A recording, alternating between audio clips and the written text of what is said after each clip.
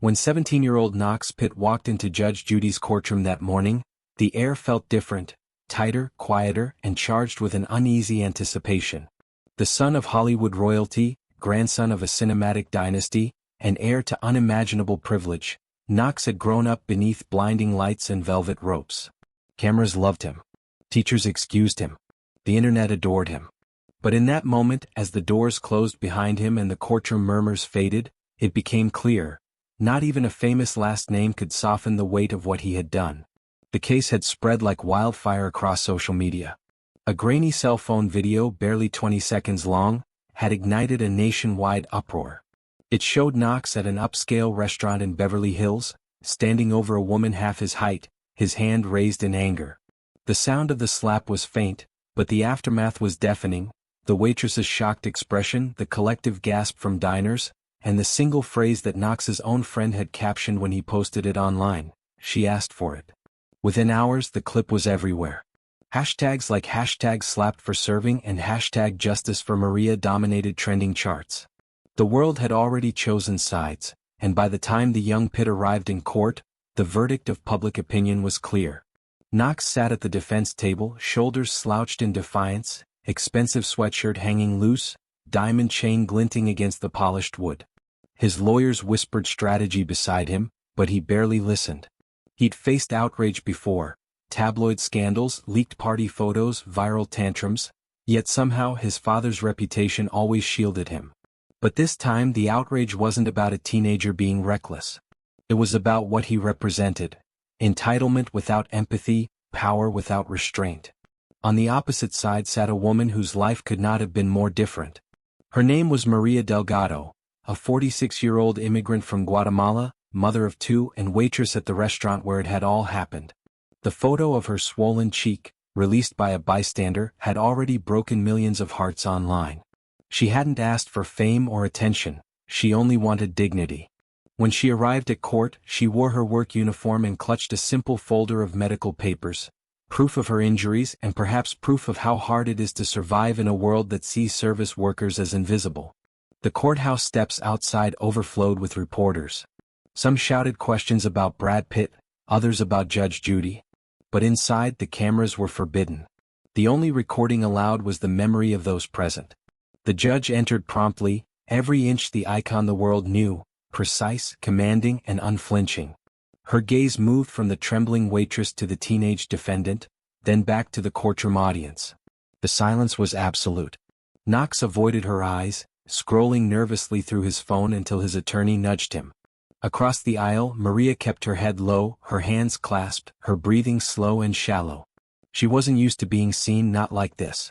But she was determined to speak truth, even if her voice shook. The narrator's voice would later describe that scene as the moment when Hollywood met humanity. No one expected what was coming next. Not the public, not the media, not even Knox himself. Judge Judy wasn't known for theatrics. She was known for her unrelenting clarity. What she did in the next 12 minutes, however, would redefine that clarity into something far more powerful: a national lesson in humility. The courtroom lights seemed brighter as she began to read the charges aloud. Every word echoed: assault, harassment, public humiliation. Knox's name sounded heavier than usual, each syllable an anchor of responsibility. His smirk faded slowly, replaced by something uncertain. Not guilt yet, but the first flicker of recognition that this wasn't a movie set. There were no retakes here, no edited endings, no famous father to rewrite the narrative. The narrator's tone softened for a moment, letting the gravity of the story sink in. What the world witnessed in those 12 minutes, he said, would go on to humble a boy raised on fame and remind millions watching that no last name stands above the law. Headlines flashed across the world: Judge Judy faces Hollywood heir in courtroom showdown. And within hours, clips from the hearing would dominate every platform. But long before that, as the courtroom held its collective breath, one thing became clear to everyone in the room: Knox Pitt was not untouchable anymore. If you believe power means accountability, not privilege, hit that subscribe button right now. Knox Pitt entered the courtroom like someone walking onto a set he already owned. His posture was loose, deliberate, almost casual, the walk of someone who'd never been told no in his life.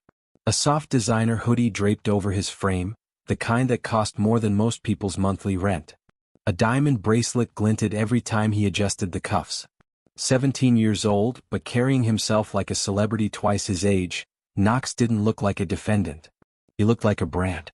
The whisper started the moment he appeared. "That's Brad Pitt's son," someone murmured from the gallery. "He looks just like him," another voice said, half in awe, half in disbelief. Outside the courthouse, the press was a wall of flashing cameras and relentless noise, the kind reserved for red carpets, not courtrooms. But inside it was the silence that struck hardest. Reporters weren't allowed past the doors. The rules were clear. This was a legal proceeding, not a media circus. Yet the weight of that famous last name made the silence buzz with tension. Even Judge Judy's clerks looked uneasy, glancing from their papers to the boy who was already a headline. Knox sat at the defense table, slouched slightly in his chair, one leg bouncing beneath the desk. His lawyers, two of Los Angeles's highest-paid juvenile defense attorneys, flanked him on either side. They spoke in hushed tones, confident, polished, rehearsed. But Knox barely listened. He was used to adults handling his mistakes. From private school fights to reckless driving tickets, his life had been a series of incidents resolved quietly behind gates and non-disclosure agreements. He'd grown up between film sets and private jets, surrounded by the glow of fame and the illusion of consequence-free living. His childhood photos weren't framed in scrapbooks, they were printed in tabloids. His first viral moment wasn't a school award or graduation. It was a leaked video of him spray painting his prep school's logo on a rival campus wall. It got millions of views. Instead of punishment, it brought him followers. He learned early that attention, not decency, was currency. The internet knew him well, not for his father's films but for his own string of arrogant antics. Knox Pitt, the Hollywood kid with a sharp tongue and a bottomless trust fund. The boy who laughed at rules, who threw money at problems, who once said in an interview, "Being famous means you're already forgiven." But this time, forgiveness was not guaranteed. The charges read like a slap in themselves: assault, harassment, public disturbance, hate-related insult. Each word punctuated the room like the echo of his own arrogance. His smirk faltered slightly as Judge Judy's clerk recited them. For the first time, his posture stiffened, his fingers fidgeting with the bracelet on his wrist. His mother wasn't there. His father, the movie legend himself, had chosen silence. Perhaps out of disappointment, or perhaps to let his son face the world without protection for once. Knox's jaw tightened when he realized the cameras were gone. No one was watching him in this room, no fans, no photographers, no online audience to play to. Just the unblinking stare of a judge who had made a career of cutting arrogance down to size. The spectators, a mix of locals, journalists, and regular court visitors, couldn't stop staring. The son of Brad Pitt, sitting in handcuffs. It didn't feel real. He looked out of place in that wooden chair like a prince accidentally dropped into the wrong world. But beneath the surface, everyone sensed what the narrator would later describe perfectly. He wasn't a hardened criminal, just a teenager who thought fame was a shield. Knox's attorney stood and began to speak, his voice smooth and diplomatic. "Your Honor, my client is a minor. He deeply regrets the misunderstanding."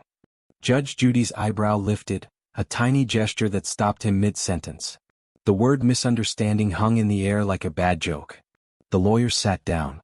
Knox swallowed hard. For a fleeting moment, the teenager's bravado cracked.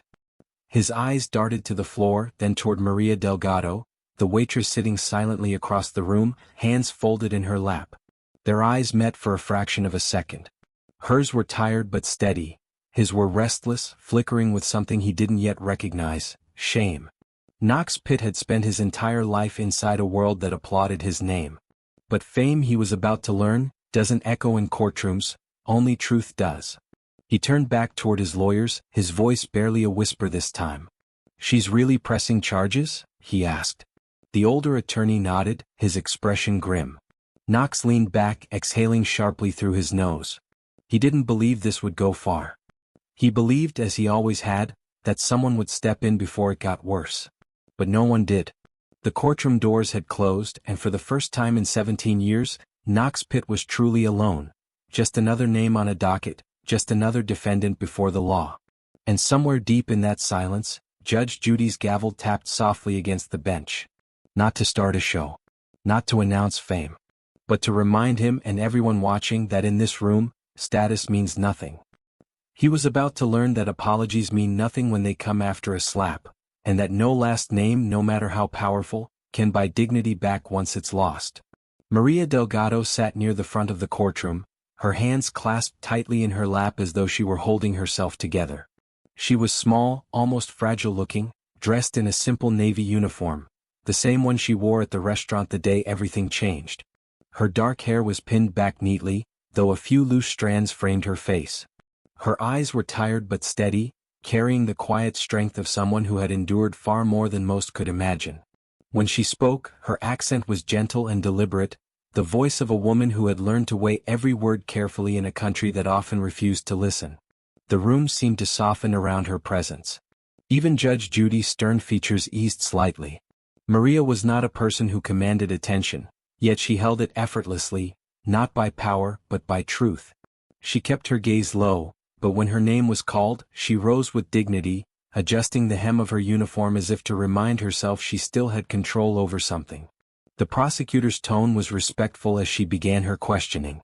"Mrs. Delgado, please tell the court what happened that afternoon." Maria's voice trembled at first, then steadied. "It was lunchtime, Your Honor. The restaurant was very busy. People were talking, laughing, eating. I was moving fast because we were short on staff." She paused, breathing deeply. "I went to serve water to the young man at table 7. I didn't know who he was." The courtroom listened in silence. Knox sat motionless, jaw tight, eyes flickering toward her. "I was tired," Maria continued softly. "I had worked since morning cleaning offices. My hands, they shake sometimes because I get very tired." She raised her right hand slightly, showing faint tremors. A few drops fell from the pitcher onto his jacket. "I said, 'I'm so sorry, sir.' I thought that would be the end of it." It was the lunch rush at one of Beverly Hills' most expensive restaurants. Sunlight spilling across polished tables, the hum of quiet conversation, and the illusion that civility was guaranteed when the bill was high enough. But civility vanished in an instant. Knox had stood up from his chair, face twisted in disgust. "Learn English if you want to work here," he had snapped. His voice cut through the restaurant like broken glass. Diners turned. Forks stopped clinking. Maria froze, clutching the pitcher against her chest. "I said sorry again," she whispered on the stand, her eyes glistening. "I told him I was learning." He laughed and said, "Then go learn somewhere else." A few people in the courtroom shifted uncomfortably. The memory was sharp enough to make even strangers flinch. He didn't see a woman trying to make a living.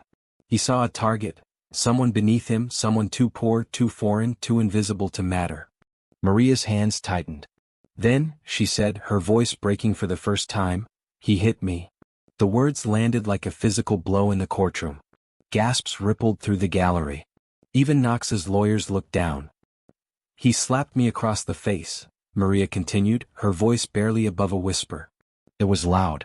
Everyone saw. I dropped the pitcher. Water spilled everywhere. People were watching. Some were recording. I wanted to disappear."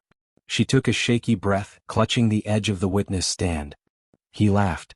He said, "Maybe next time you'll pay attention." Then he walked away. Just like that.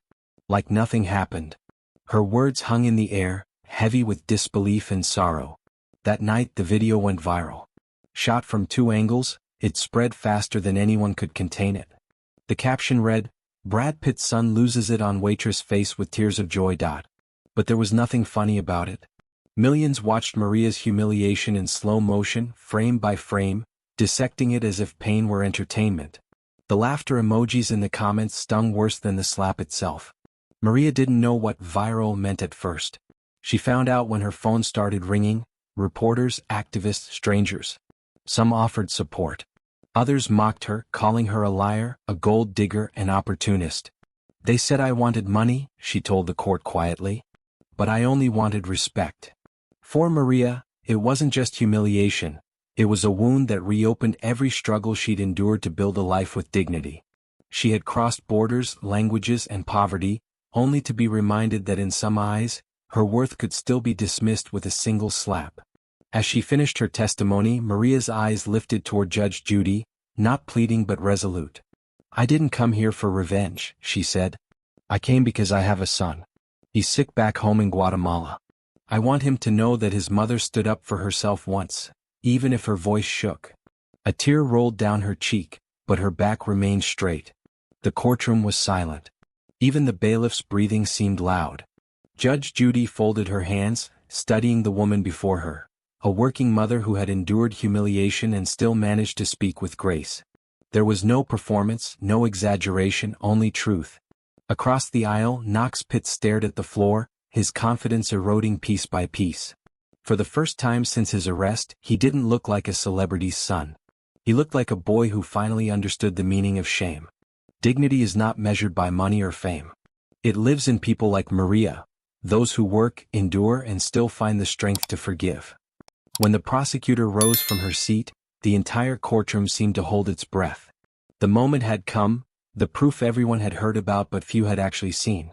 The lights dimmed slightly as a technician wheeled in the monitor. The judge gave a curt nod. "Proceed," she said. The first clip was from the restaurant's security camera. The footage was grainy but clear enough to capture everything that mattered. The timestamp in the corner read 1:12 p.m. Maria was visible at the edge of the frame, balancing a water pitcher as she approached Knox's table. He was seated with two friends, laughing at something on his phone. Maria leaned forward to pour, her hand trembling slightly. Then, a few drops of water fell onto his sleeve. What happened next seemed to unfold in unbearable slow motion. Knox's head snapped upward. His expression twisted with irritation, disbelief, then fury. He shoved his chair back so violently it screeched across the floor. Diners turned. Maria stepped back, apologizing quickly, both hands raised in panic. Then the slap, sharp, echoing even in the silent courtroom. Maria stumbled, water spilling across the table, her voice barely audible through the speakers. "Lo siento, señor." "I'm sorry." The footage froze on her face, eyes wide, her hand against her cheek. There was a gasp from the audience. Even those who had seen the video online weren't prepared for how intimate the pain looked on a courtroom screen. Knox sat motionless, eyes lowered, his jaw tightening as the image lingered before fading to black. The prosecutor turned to the judge. "Your Honor, the next exhibit is audio recorded by a bystander at the scene." The playback began. A jumble of restaurant chatter filled the room, plates clinking, distant laughter, until one voice rose above the rest. Clear, confident, unkind. "You people don't belong here." The words struck like a whip crack. In the video, a waiter's voice could be heard trying to de-escalate. "Sir, please?" Then Knox again, "Maybe go back to wherever you came from if you can't do your job." A soft sob escaped from Maria's side of the courtroom. Her lawyer placed a comforting hand on her arm, but she kept her eyes fixed on the screen, determined to hear every word. In 12 minutes, the courtroom transformed from spectacle to moral reckoning. The arrogance of a teenager had become evidence. And the truth, now undeniable, left no one untouched. Next came the social media posts, the digital fingerprints of cruelty. The prosecutor displayed a screenshot. Knox's friend had posted a selfie with the caption, "Lunch with a side of drama, face with tears of joy, #Pitt Power, #Don't mess with Knox." The laughter emojis below it seemed to glow like scars on the screen. Another clip surfaced, shared by a classmate later that night. A 15-second video of Knox bragging during a live stream. She started crying, "Man," over a little slap. People are too sensitive these days. The video had over 5 million views before it was taken down. The courtroom audience shifted uncomfortably, the tension thick enough to feel like heat. Even Judge Judy, famous for her composure, looked visibly shaken. Her eyes narrowed, her jaw set. The gavel rested still in her hand, but her silence spoke louder than words. The prosecutor closed her laptop. "Your Honor," she said quietly, "that concludes the evidence." For a long moment no one spoke. The sound of the air conditioner hummed faintly above the weight of shame that filled the room. Knox's attorneys avoided eye contact. He sat rigid, face pale, a bead of sweat rolling down his neck. Maria looked down, hands clasped again, whispering something only she could hear. A prayer, perhaps, or a memory of her son waiting for news back home. The courtroom had entered this trial expecting gossip, perhaps even entertainment. But by the time the footage ended, no one was entertained. The slap had stopped echoing in the video, but it continued to echo inside every heart present. Outside the courthouse, the story had already taken on a life of its own. Television anchors replayed snippets of the footage on the hour. Hashtags like #JusticeForMaria and #NoExcuseForAbuse trended globally within hours. Celebrities and activists tweeted statements of solidarity, while millions of ordinary viewers expressed outrage that wealth and fame could still breed such cruelty. Inside, though, Judge Judy remained silent. Her eyes stayed fixed on Knox Pitt. Every second of that silence was heavier than any word she could have spoken. It was the silence that comes right before a verdict begins to form, not the legal kind but the moral one. In those few minutes, the walls of privilege cracked. For the first time in his life, Knox Pitt saw himself not through the lens of his father's fame, but in the reflection of his own actions. The world had seen the slap. Now it would see what justice looked like. The bailiff called her name, and Maria Delgado stood slowly, as though every step toward the witness stand carried the weight of her entire life. She adjusted the collar of her uniform, swallowed hard, and took the oath. Her hands trembled, but her eyes, those dark, weary eyes, did not waver. The room was utterly still, save for the faint hum of the fluorescent lights above. When she began to speak, her voice was soft, hesitant, but every word carried the quiet conviction of someone who had lived too long without being heard. "I didn't want him arrested," she said. "I just wanted him to know. I am human." Those 6 words landed heavier than any evidence that had come before. Even Judge Judy leaned slightly forward, her pen still in her hand but motionless. Maria's tone was not angry. It was sad, patient, almost motherly. She clasped her fingers together, twisting them nervously as she continued. "I work 14 hours a day. Sometimes 16. I clean offices in the morning. I wait tables at night. I send most of what I make back home to Guatemala. My son is sick, he needs medicine and treatment we cannot afford there." Her voice faltered for the first time, and she took a breath that seemed to steady not just herself but the room. "I came to America because I believed hard work meant something here. Because I thought people were kind." Knox's defense attorney shifted in his seat. The boy himself stared down at the table, his diamond bracelet glinting faintly in the light. Maria's eyes filled with tears, but she refused to let them fall. "That day when he slapped me, I thought maybe I did something wrong. I was so scared I didn't even cry at first. I just stood there shaking. People looked at me but no one helped. No one said anything. They just watched." The courtroom was silent except for the faint sound of her voice, trembling yet unwavering. "I went home that night and told my son over the phone what happened," she said. "He didn't understand. He said, 'Mama, why would someone hit you? You didn't do anything wrong.' And I couldn't answer him. How do you explain to a child that sometimes people hurt you just because they think they can?" A tear slipped down her cheek, but she didn't wipe it away. It wasn't weakness, it was truth. She reached into her small bag and unfolded a crumpled photo, holding it up briefly for the court to see. A boy, no older than 8, smiled weakly from a hospital bed, thin arms covered in tubes. "This is my son Tomas. He is the reason I keep working even when I am tired, even when people look down on me. Every time someone yells or treats me badly, I tell myself to be strong because he needs me alive." Her testimony wasn't just evidence, it was an echo of every immigrant's struggle, every mother's endurance, every unseen act of courage performed quietly day after day. Maria looked directly at Knox for the first time.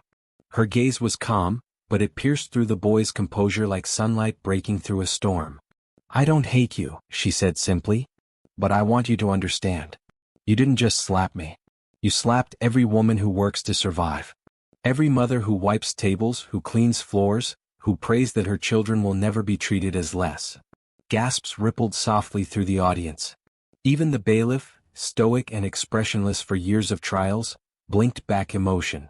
Judge Judy's lips pressed tightly together. Her eyes glimmered, but she kept her composure. Maria exhaled slowly, the kind of breath that carries exhaustion and relief in equal measure. "I don't want money.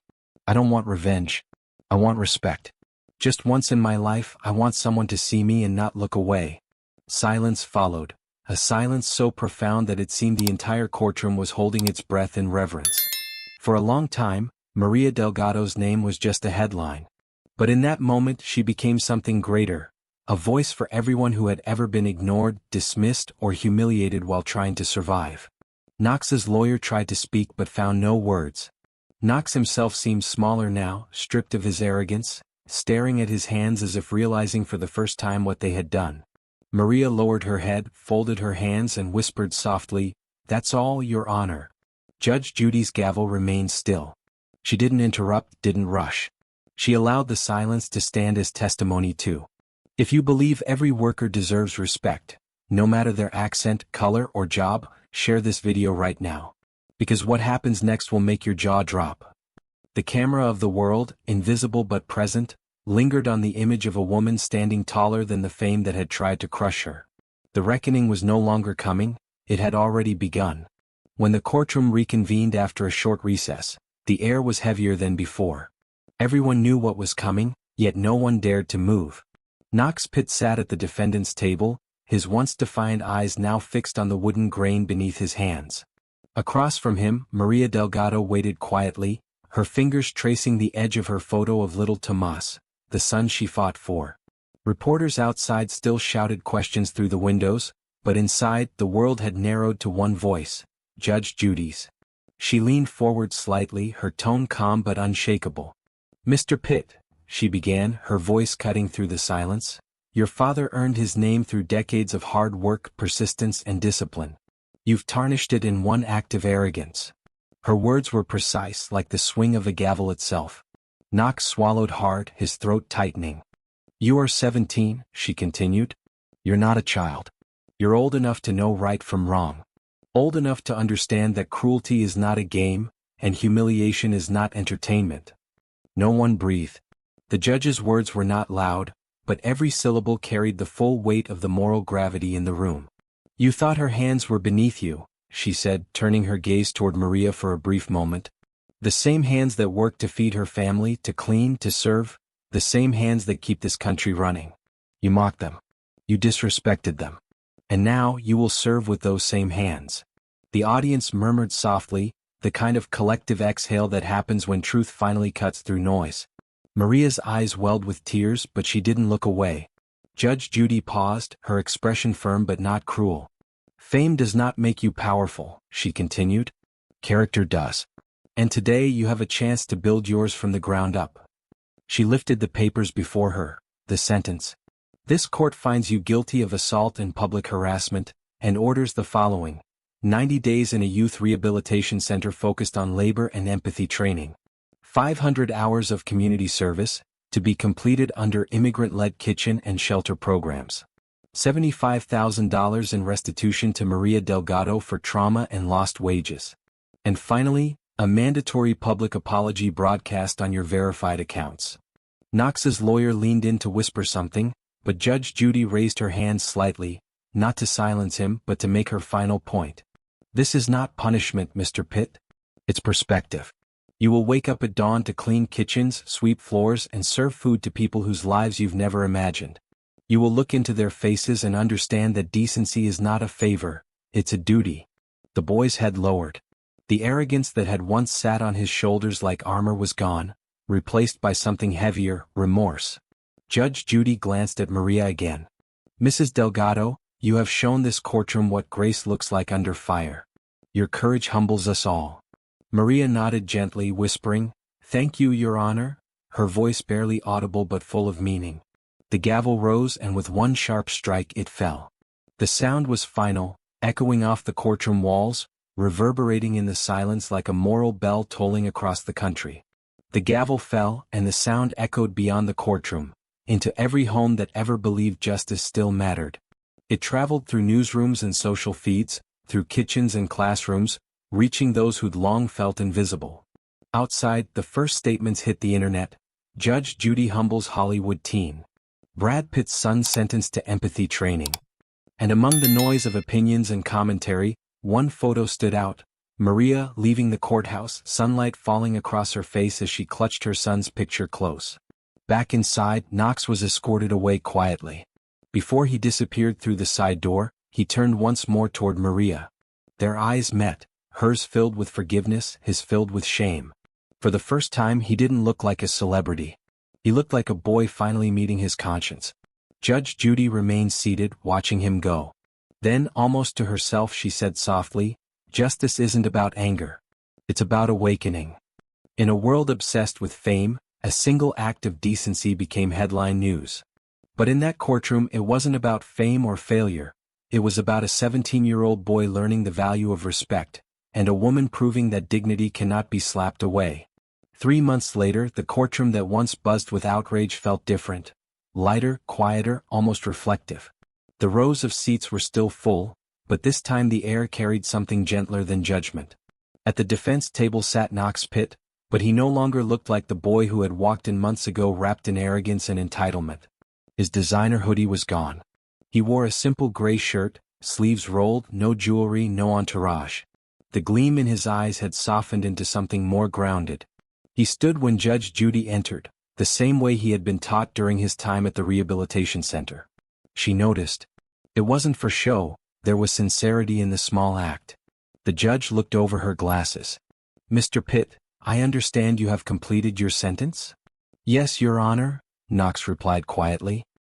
His voice was different now, steady, measured, carrying a tone that belonged to someone who had seen his reflection in the eyes of people far less privileged than himself.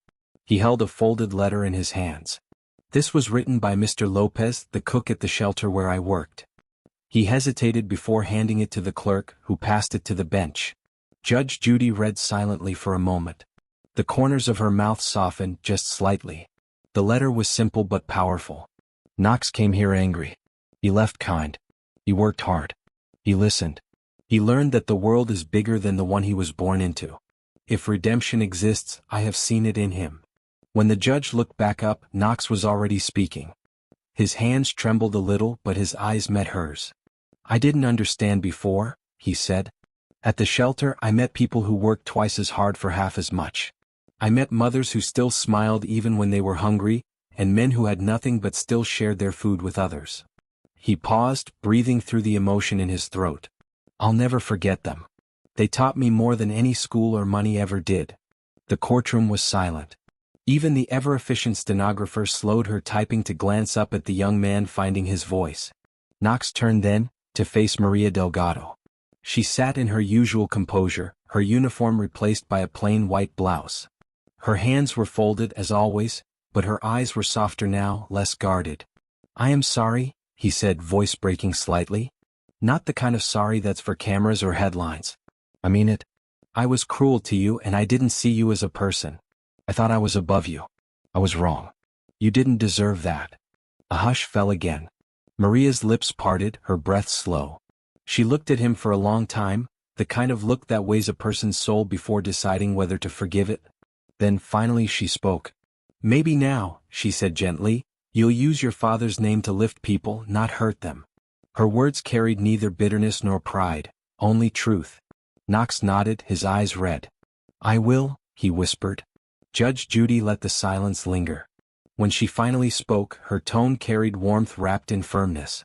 "Justice isn't revenge," she said. "It's realization. And it looks like you've finally had yours." The words resonated through the courtroom. There was no applause, no theatrics, just quiet dignity. Maria smiled faintly, the first true smile she had shown since the trial began. Knox placed a hand over his heart in gratitude, a gesture learned from humility, not habit. 3 months earlier the world watched a slap. Now it witnessed a transformation. A boy who believed fame made him untouchable learned that character, not power, is what redeems a name. And a woman who came seeking respect left with something greater, justice that restored her dignity. As Knox left the courtroom, he paused at the door and looked back one last time. Maria was already gathering her things, preparing to return to her quiet, hard-working life. He smiled faintly, not expecting a smile in return, but she gave one anyway, small and sincere. It was forgiveness made visible. Outside, the press cameras flashed again, but this time the headlines would be different. Knox Pitt completes sentence, issues public apology. Judge Judy's lesson on humility goes viral. The video of his final words would trend across platforms, shared not for scandal but for redemption. Justice doesn't always come with handcuffs or headlines. Sometimes, it comes in the quiet change of a human heart. Then one final call to the audience, the message that framed the story and the channel's purpose. If this story moved you, subscribe to Justice Action Files. Because real justice deserves to be seen. The gavel struck once more, softly this time, not in judgment, but as punctuation to a story that had come full circle.